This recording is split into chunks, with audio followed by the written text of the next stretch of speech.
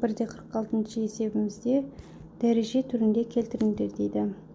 Аның 2 дәрежесі көбейтеміз, аның 5 дәрежесі көбейтілген аның 8 дәрежесі.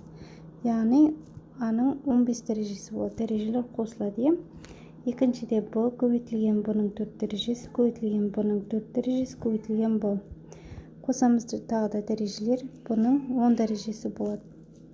Келесі үшіншіде x-тің 3 дәрежесі көбейтілген x-тің 2 дәрежесі көбейтілген x. Яғни x-тің 6 дәрежесі болады. Төртінші есебімізде 10-ның 2 дәрежесі көбейтілген 10-ның 3 дәрежесі көбейтілген 10-ның 7 дәрежесі. Яғни 10-ның 12 дәрежесі болады. Бесіншіде m көбейтілген m-ның 2 дәрежесі көбейтілген m-ның 3 дәрежесі көбейтілген m-ның 4 дәрежесі. Дәрежелер тағы да қосамыз, m-ның 10 дәрежесі болады. Алтыншыда 0,4-тің 5 дәрежесі көбейтілген 0,4-тің 2 дәрежесі болады. 0,4-тің, яғни 7 дәрежесі болады.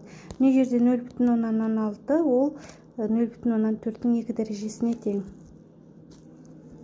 Келесі жетінші есебімізде 0,125 ол 0,5-тің 3 дәрежесі деп алам.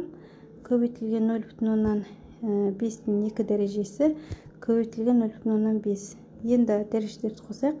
3-ке 2-ні қосамыз 5, 5-ке 1-ді қосамыз 6. 0,5-тің 6 дәрежесі болады. 8-ші есебімізде 3-тің 12 дәрежесі көбейтілген 3-тің 3 дәрежесі 27-ге тең, 3-тің 4 дәрежесі 81-ге тең. Енді